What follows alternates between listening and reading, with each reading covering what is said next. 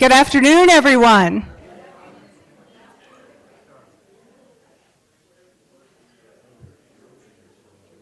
Good afternoon.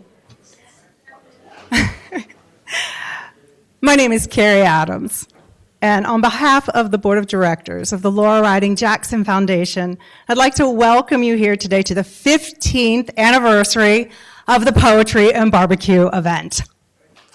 Right?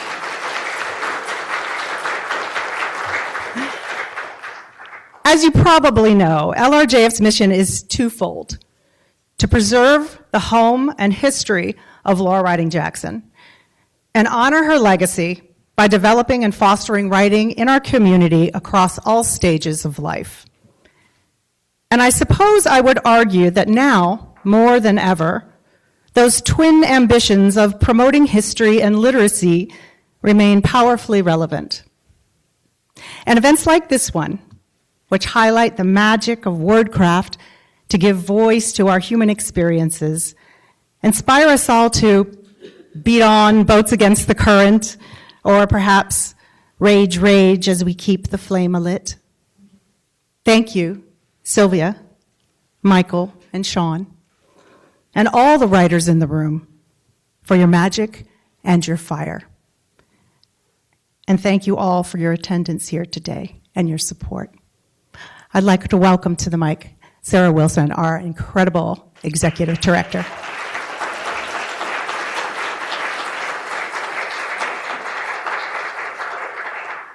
Hello and welcome. I am the details person, the logistics person, so now I get to tell you all the rules and stuff like that, the important logistics, and the flowery language is saved for other people. So stick with me as I tell you what you can do and you cannot do. Okay. How many, raise your hand if you have been to a barbecue at this venue before. Okay, a lot of you. So you know, if you have been here before, that we sometimes have challenges with sound in this room. So I'm just giving you all a heads up that we had some rehearsals, we had some sound checks. There is no solution sometimes to, we just find that no matter how many times we practice and people get their mouth up to the mic and all that, somebody in the room maybe can't hear. I'm just going to say, if you're really having a very hard time hearing, raise your hand. I'm going to try to monitor the situation and make sure everyone can hear. But at the moment, is anybody having a hard time hearing me? No? Okay, good. I would like to explain, you probably have seen the little cards in the middle of your table. The centerpieces were all provided by Indian River Clay, which is a local nonprofit. They have seconds and some prolific potters who donate some pieces.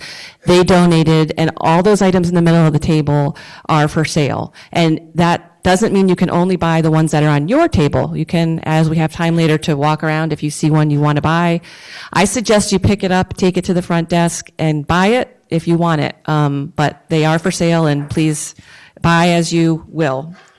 As always, I'm going to remind everyone to check your cell phones and try to remember to put them on silent as the poets are speaking.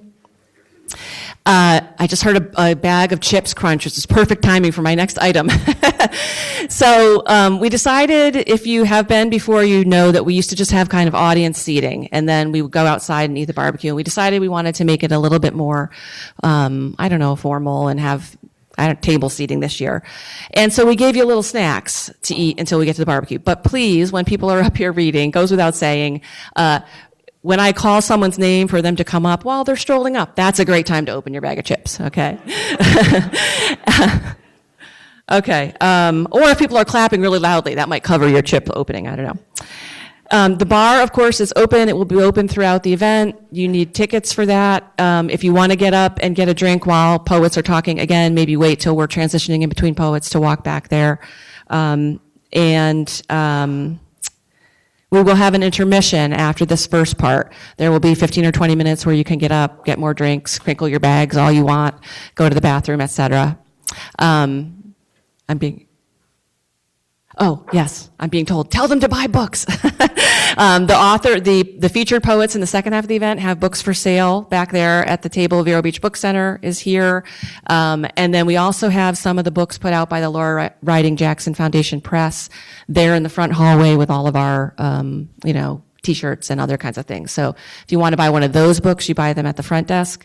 If you want to buy a book back there on the table, then Chad and Bailey, right? Yeah, Bailey will sell you a book back there. Okay, the first half of the event is about to start, and this is our local writers. We made a selection of a group of writers in our writing groups who will come up and show you just how amazing the members of our local writing groups are. Two of the readers are from our youth writing group, which is called the Scribe Tribe. That's a group for ages 12 to 16. And that group just started last year. And I know there have been past barbecues among the many 15 where we've had teen readers before, but we haven't had any in a few years. So we're happy to have some youth poets with us again this year. I will be introducing each person just by name. They're going to come up, say what they would like you to know about their poem, read their poem, and then we'll move through each one in order as it is on the program. Okay, let's get started.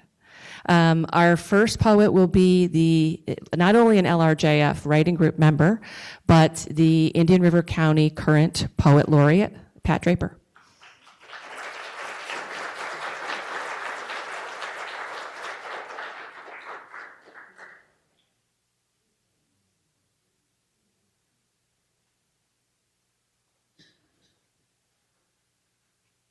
Thank you, Sarah. Can everybody hear me? Okay, very good. It's so nice to see the room filled on a gorgeous Saturday afternoon. So yay poetry, yay barbecue. My first poem I wrote last year at the behest of the county commissioners. As all of you may remember who live here, Indian River County celebrated its centennial, and so this poem was written in honor of that event. Centennial, and it's an abecedarian, so for those of you writing geeks, you can say, yes, we're going through the alphabet. Atlantic shores, our eastern border. Bethel Creek House, refuge for few. Citrus crops, commerce iconic until the greening no one knew. Dodger Town Historic Complex, memorabilia, photographs, Eden in winter, Hades in August. Slather that sunscreen, no need to ask. Fellsmere for frog legs, an annual tradition. Gifford's Macedonia Church, now museum. Hurricane names, seared as bad memories. Milton and Ian, Jean and Francis. Indian River, our county beloved, named for the waters, our lagoon. June 29th, 1925, birthday announced, not a minute too soon. Kayaks seen on a regular basis, locals and tourists alike. Lakes, there are plenty, Blue Cypress is one. Care with your dogs, gators bite. McKee Jungle Gardens, a respite for all. Waldo's creation ago. Museum of Art will also delight at Riverside with must-see shows. Nests of eagles or ospreys, birds of all kind, if seen in the scrubs, behold. Oslo Road, named for settlers. Norway Home Prior, Viking Cemetery, off Indrio. Pocahontas Park is entertainment, quaint but not quiet, with children at play. Roseland, a burg, lies next to Sebastian, near Inlet, named for the same. Turtles arrive each spring on the beaches, laying their eggs, buried in nests. Under the sand now, please mind the markers. Step wide, lights out. Let's do our best. Vero Beach may be home. Name origin, mysterious. Writers local and seasonal debate.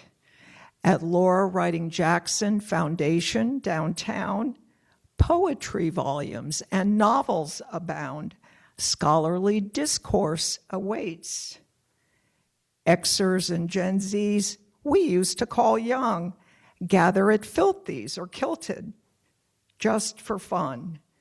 Yeehaw Junction, located near West County line, Desert Inn Historic, met its demise. A trucker who ran right through intersection, crashed building, closed business, then demolition.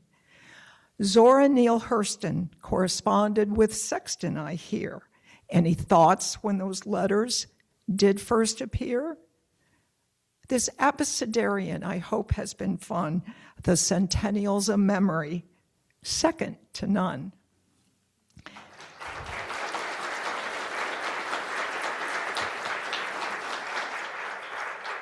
Thank you, thank you. This next poem is for all the aging hippies in the audience.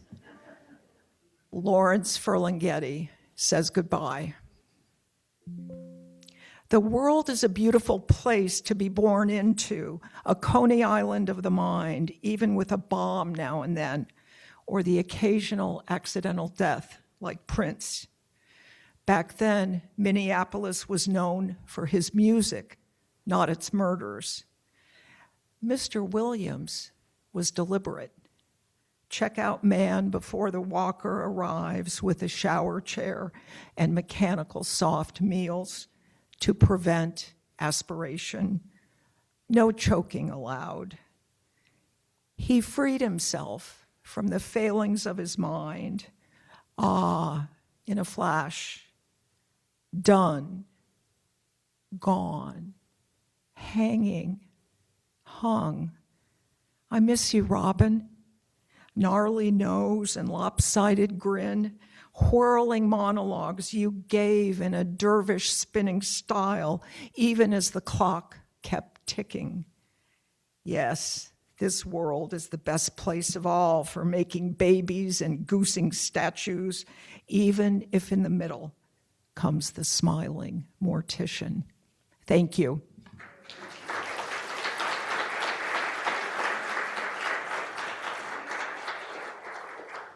Wow, you people were good. I did not hear one crinkling bag that entire time. Good job. Now's the minute we're going to have some latecomers come in and have a seat. So if you want to get up and go get a drink or open something, take a second for that. The next two poets are our youth poets. And the first one that I'm going to welcome up here is Ava Meyer.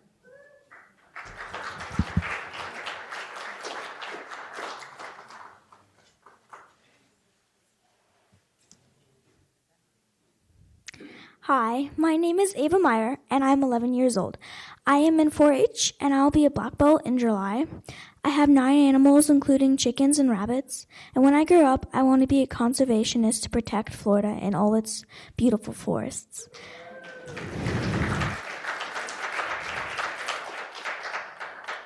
I was inspired by Florida's beautiful lands to write these next 2 poems. I'm going to start with my first one. Lost in fog, silent as a cat, shattered like bits of glass. It covers you in its shawl, hoping you get lost. You will need a light to make it through. Embrace the loneliness. Now you are lost.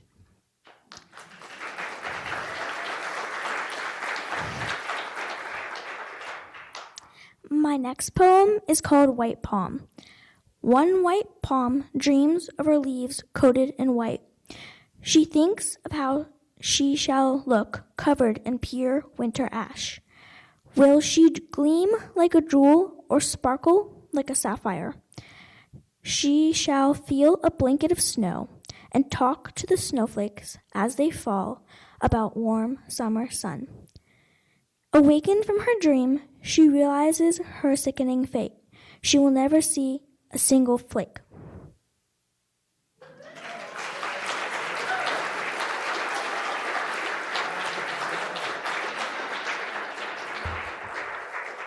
So I want to clarify one point of fact, which is that I said the writing group was for ages 12 to 16, but you can be allowed to be in the writing group early if you have attended our middle school right in the middle summer camp. And so this gives me an opportunity to tell you all who are parents, who have children out there, that we do have that summer camp coming up. Usually about half the spots go to scholarship students. So if anyone, first of all, register your kids, your grandkids, but if you know of any children who might like to come and would need a scholarship, you can talk to me about that and we'll try to make it happen. Okay. All right, our next youth poet is Juliana Sevinch.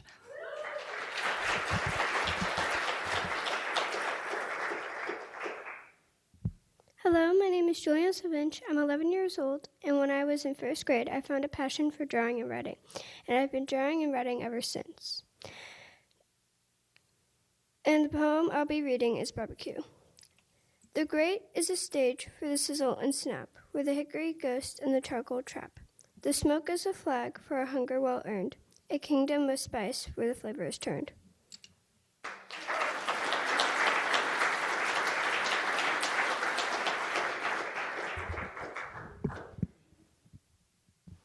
Okay, next up we have April Cole.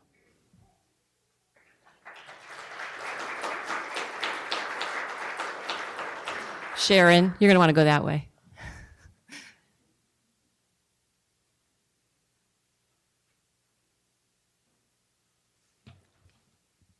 Where are the children? You guys were so good. You're a hard act to follow. Okay. So I grew up suffering in the cold of New York, and while most people had posters of Christian Slater and Johnny Depp on their wall, I had white sandy beaches and palm trees, and spent all of my youth trying to get to warmness. My poem is called Learning to Sprawl Between the Sea and the Southern Sky. In another life, I knew how to surf, a brave, bold-faced being with no baggage, beneath a wide, open, lazulene sky. Even at night, beneath glittering galaxies, I'd ride the ancient sea, the one that swallowed pirates, sailors, whole armadas, as it hurtled against the continent, fearless, in that life.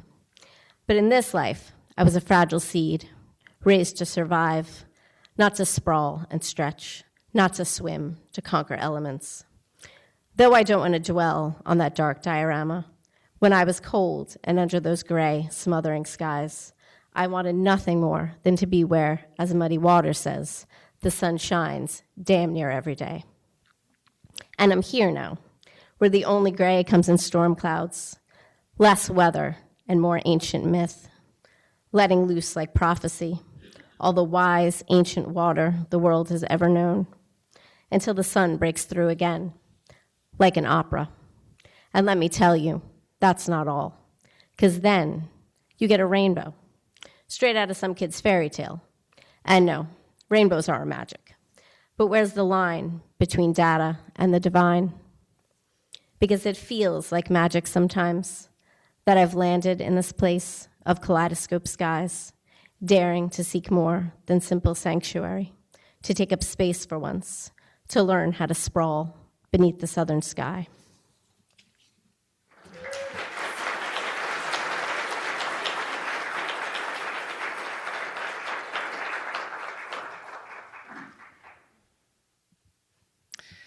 I mentioned some details about our youth writing group, but let me tell you a little bit about our other writing groups. We have 7 writing groups here in Indian River County of people who are writing with us. That's around 85 people who meet regularly to work on their writing. The poets that you're hearing tonight are representative, pretty much one from each group. And so two of the groups are specific to poetry, and the other groups are multi-genre. So you've heard people who are working exclusively with other poets, but some who work in groups who are writing on all kinds of genres. Okay, next, we're going to have Lynn Marin.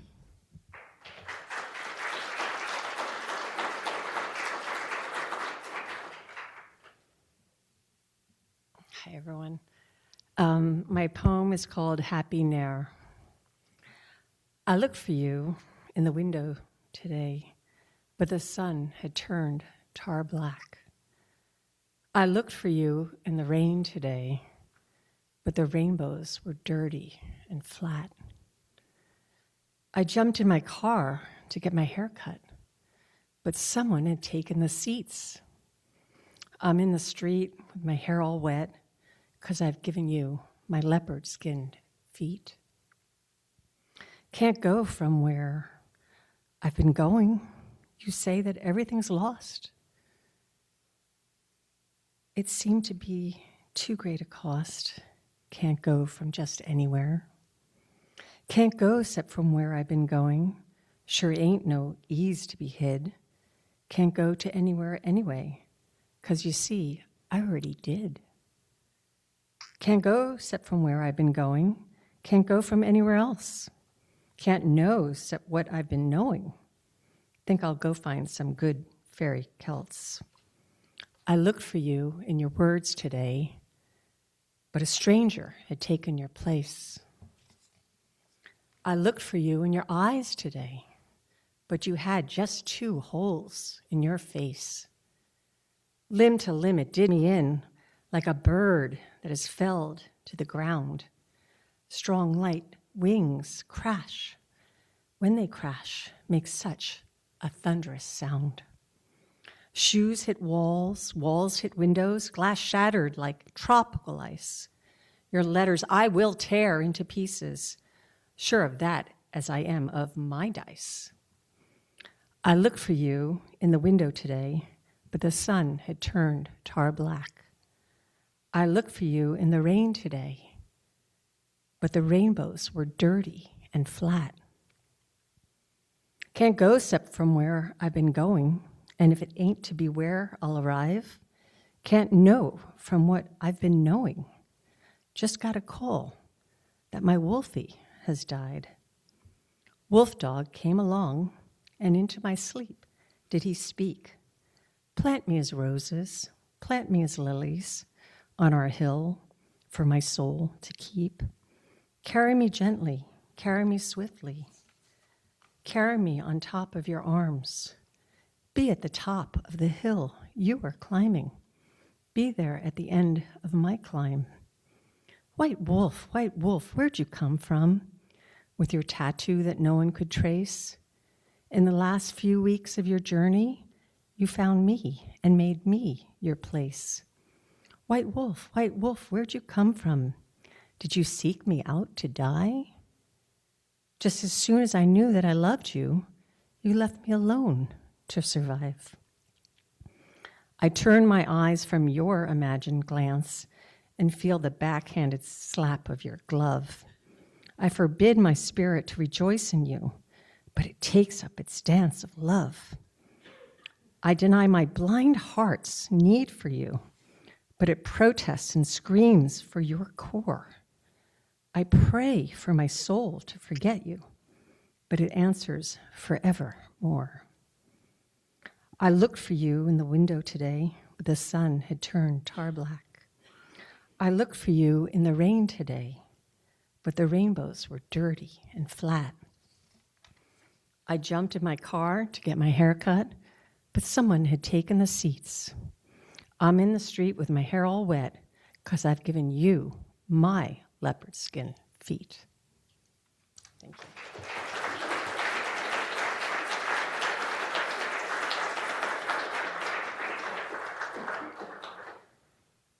I didn't really plan to make an announcement in between each poet, but it's kind of working out that way.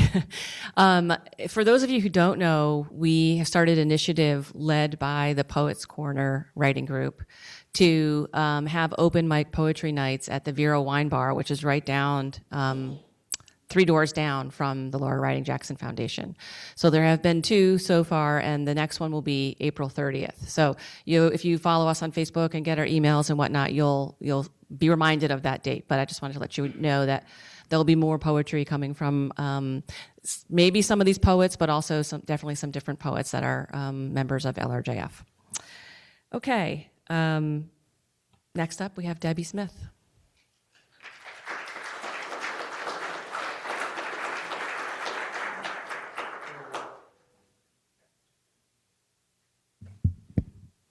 That's my coach over there. Can everyone hear me? All right, I wanted to do this poem. I started dancing ballet when I was 9.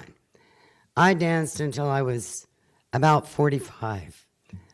I did get in an accident, though, and that really put the end to that. But I wanted to read this because I still dance in my mind, and I still dance as much as I can with my words. It's called Magic in Motion. I dance, I leap, leave the planet, slice the atmosphere, remake space, suspended, gravity gone. I float back to earth. Arabesques become sculptures. Arms paint landscapes. Pirouettes spin time into musical galaxies. Addicted, I dance on.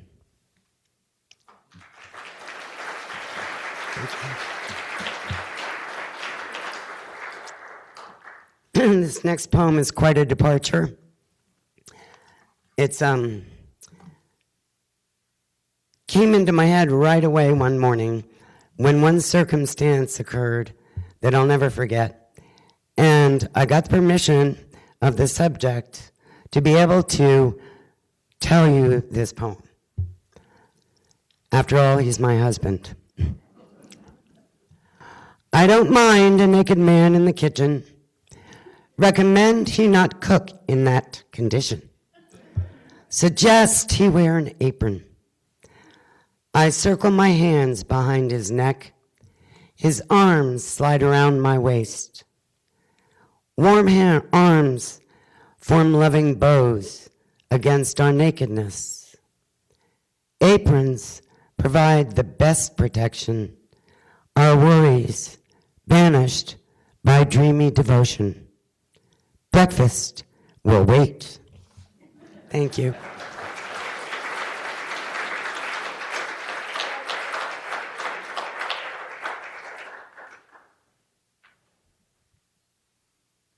Okay, our next poet is Jackie Jacobs.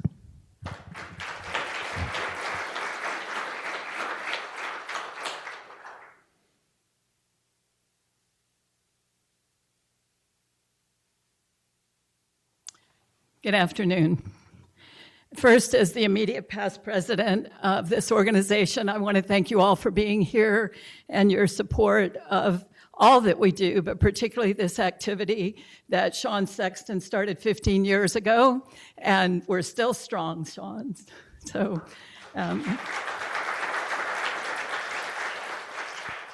thank you for that. Our theme this year is In a Southerly Light, Revisited.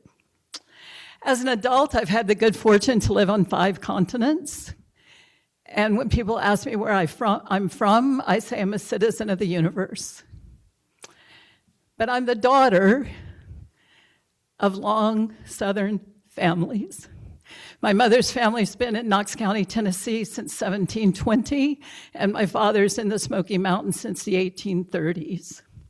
I was born in Georgia. I know I don't sound like it, but I can. We moved to Florida when I was 13, and I went through my last year of junior high being addressed as y'all. Not easy when you're 13. I've thought a lot about these poems and my mother's influence. My mother was, I always refer to her as the quintessential Southern lady. She addressed everybody formally, no matter how long she had known them, as did we, her children.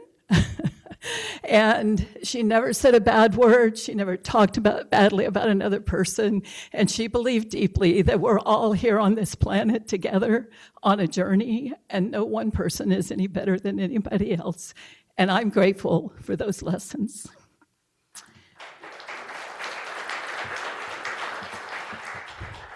I even brought my Southern fan because we didn't have air conditioning in those days. It was tough. I'm going to share 2 poems I've written, each at a different time, from generalizations that people make about Southerners. We're not all racists and bigots. The first one is called A Lady of Substance. Beware her golden Southern tongue, so finely honed to slice Mr. Perfect's ego, his lewd eyes looking twice. Believing his attention enough to make her swoon, he doesn't hear her titter as she twirls her silver teaspoon.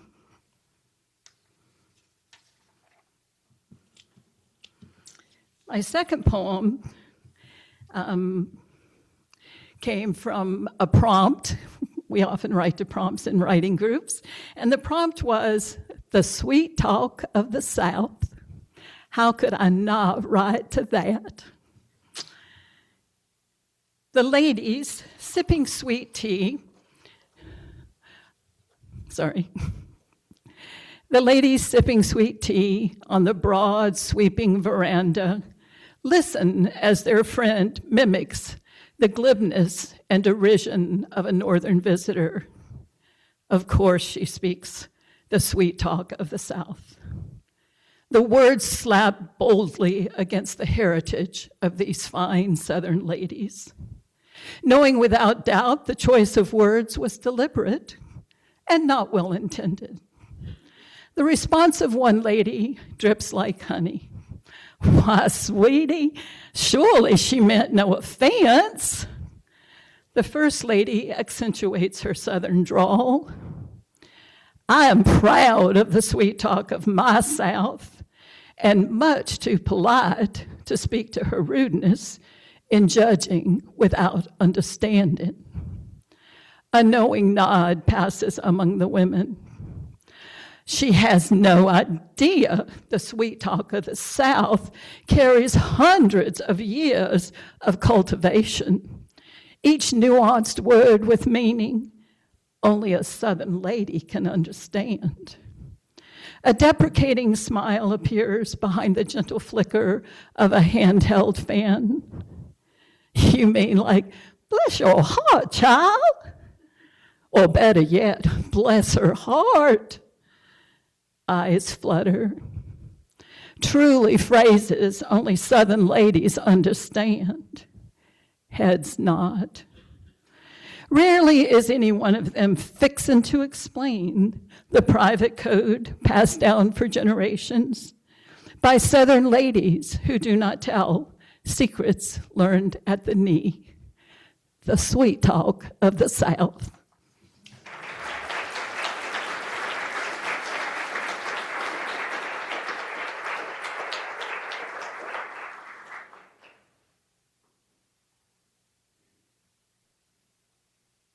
I'm going to just pause for a second. I know some people just came in. If you want to come in and find a seat, go ahead. Michael, you can come on up here. Your group's waiting for you. Come find a seat. It's fine. It's open seating, so anywhere you see a chair, just sit down.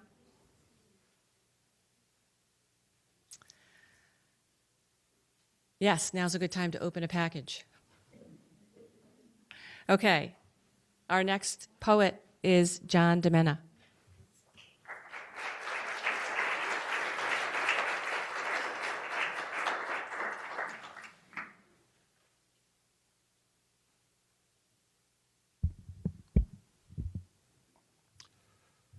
From 2018 to 2019, I served 18 months in a federal prison camp. During those 18 months, I committed myself to journal my experience. But in prison, a journal just doesn't get to the emotional cellar you fall into, the inner turmoil that prison life presents, the day-to-day wearing down, and the darker and solitary realities of enduring prison life. Over time, the journaling evolved into a collection of poems and prose poems, a better vehicle to convey the day-to-day reality, the trauma, and the true center of gravity. I didn't know a sonnet from a weather vane. The words just spilled out in primitive forms. Those poems were published in a collection titled A Different Kind of Hell. The poem I'll read tonight is titled The Track. Some context for the poem. Okay. A decaying recreation area lay next to the prison camp. comprised of a crumbling cinder track where I walked every evening just before dusk. Despite its grim condition, the area was once a golf course with giant pines surrounding, offering hints of its once rural beauty. With a small portable radio I purchased from the prison store, I listened to a classical musical station while I circled the track. Every night, a particular disc jockey played what he called a long piece for the drive home. It broke my heart every time he said it. I wrote this poem right after one of my walks, the track. Plodding and weaving my way around the quarter mile of footprints in the ash and mud, I calculate the dreams and exhausting tipping points that brought me here. But tempered by its lovely rural beauty and transcendent silence, the comforting solitary radio and its bridge to life and freedom. And how many footprints have disappeared in too many seasons that you can see in its condition of overgrowth, rivulets, and disrepair, my own already disappearing with each turn. Today I walk the best of winter's breath and the falling sun at my favorite hour, a Beethoven riff, a seance of sorts to heal the despair of the fading light. Thank you.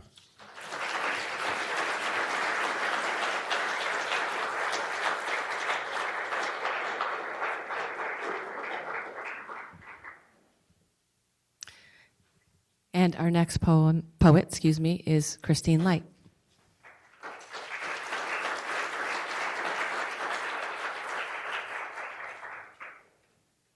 Hello there. So I've been involved with LRJF Group since 2022, and in June, I'll be graduating with a master's in creative writing from Randolph College's low residency MFA program. Thank you. Thank you. The latter half of the program has had me focusing pretty intensively on how readers and writers who have experienced trauma, grief, loss, some form of rupture, can reach toward literature, both through reading and writing, that help them to self-constitute in a different way, a way that doesn't require us to create a reasonable linear narrative, allows us to exist in a more fragmented field.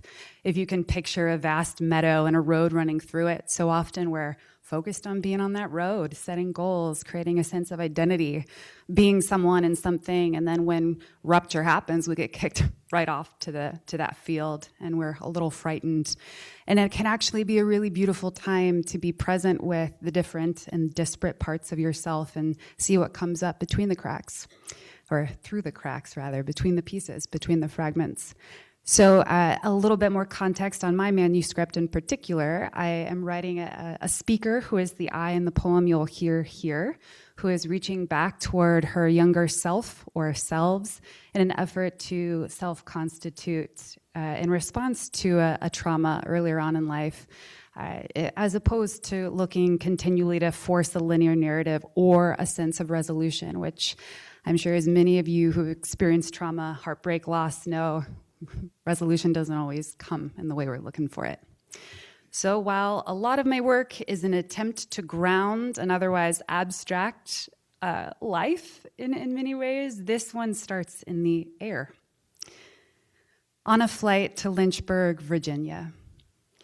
I have so few clothes now that nearly all of them are beneath me, obedient on the maiden voyage of a hard-shell Samsonite with omnidirectional wheels. So few clothes, yet still I weigh in just 2 pounds below the limit. I am surprised that gravity acts exactly as I should expect on a mass filled with nothing but books and a growing hope that more of me will be my own at my next destination. On the back of my napkin, I am drafting. Have you ever looked into the whites of the eyes of your would-be assassin, not realizing he has already done the job?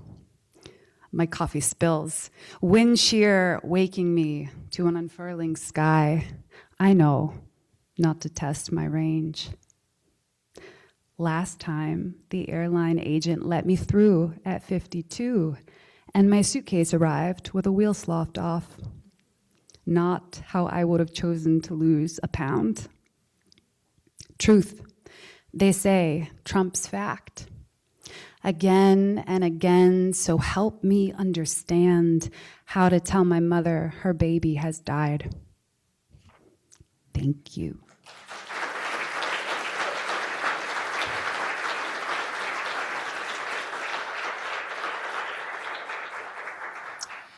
Okay, that's the end of this part of the program. I, of course, have a couple of announcements, so bear with me for a second. But first, let's have a round of applause for that great group of poets.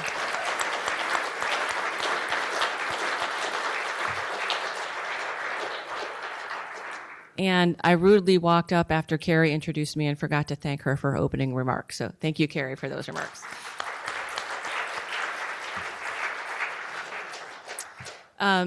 So we're planning to have an intermission. Please memorize where you're sitting now because that's where you should return. But in the intermission, please feel free to get a drink, eat your snacks, mingle, look at the pottery on the other tables, buy books at the back, come up to the front and look at LRJF publications that we have that you may want to buy. Generally, use the bathroom, whatever you need to do. But please be back here and ready for the next part of the program to start at 4:10. Remember, we're using that back door only, and that there's a lot of reasons for that I won't bore you with, but that's what we're going in and out. So if you need to leave the room, that's the way. Thank you.